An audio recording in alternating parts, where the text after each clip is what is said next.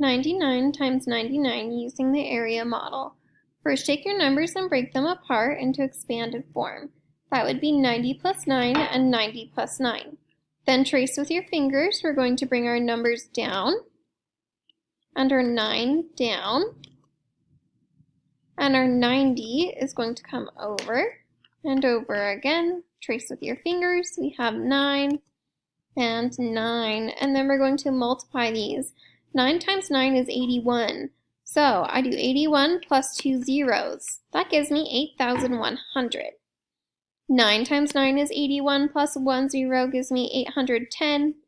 90 times 9 is the same thing as 9 times 90, so that's going to be the same answer of 810. Then 9 times 9 is 81. We're going to line up our place values. This is very important with all of our numbers being so similar that we can tell what numbers or what digits should be in which place value.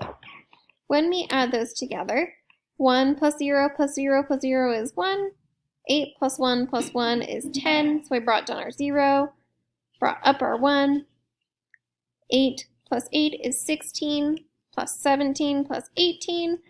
Carry our 1, bring down our 8. 8 plus 1 is 9, giving you 9,801.